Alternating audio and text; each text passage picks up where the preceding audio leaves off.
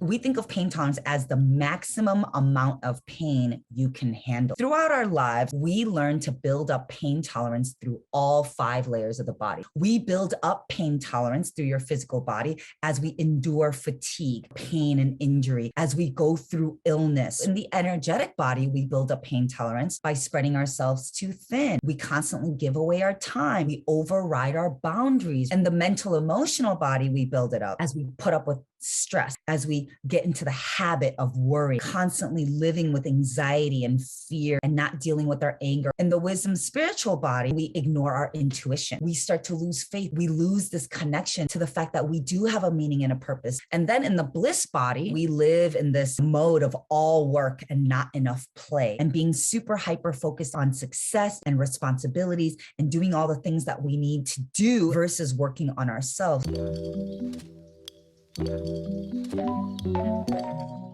Lowering pain tolerance actually leads to more self-love and self-compassion. We've all been taught that it's good to be able to bear a lot of pain, that this makes us low maintenance, that makes us a good kid, this makes us easy to deal with. Unfortunately, as we continue to hear, oh my God, you're so good, you're so low maintenance, oh my God, I'm so proud of you for not crying or whining about it. From an early age, this ends up teaching us to ignore or sacrifice our physical and mental health in ways that we don't realize. We end up tolerating people, projects, and places that don't serve us, and it leaves us depleted, burned out, and feeling lost. This is the ripple effect.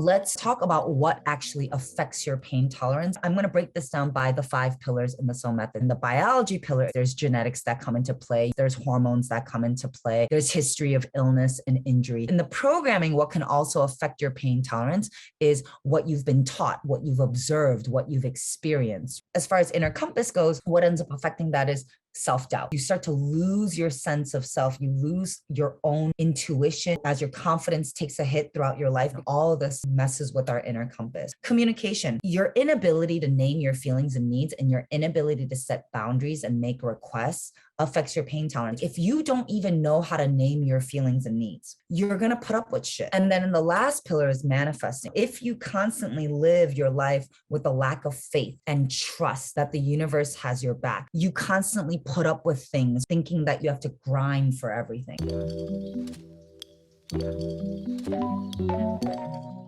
Discomfort is necessary for growth and development. Pain and suffering is not necessary for growth and development. I truly believe that you can still grow, develop, and achieve all the things that you want without pain and suffering. Literally think of it within the frame of, am I just uncomfortable right now or am I in pain? Am I uncomfortable right now or am I suffering? And that is when we can start to discern and make moves from there. Now, here's another way to look at it. Discomfort activates growth. It forces you to make changes. It forces you to take action. It forces you to face hard questions, and it challenges the current state and the status quo. That is completely different from pain and suffering, because pain and suffering shuts us down. It doesn't activate, it actually deactivates. Pain and suffering is isolating and it discourages us towards inaction.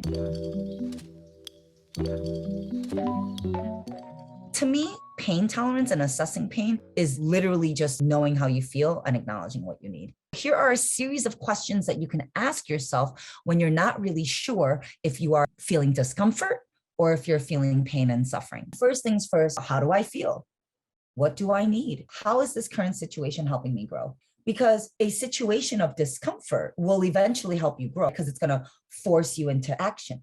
But if you're in just pain or suffering, you might realize like, this isn't helping me grow at all. How would getting out of this discomfort faster help you grow? Are you running away and distracting yourself from doing the work? Are you running away and distracting yourself from sitting with discomfort? Because remember, sometimes sitting with discomfort can also lead to growth as well. Are you in pain and need support and guidance to move through? Are you avoiding discomfort, or are you actually in pain and need support?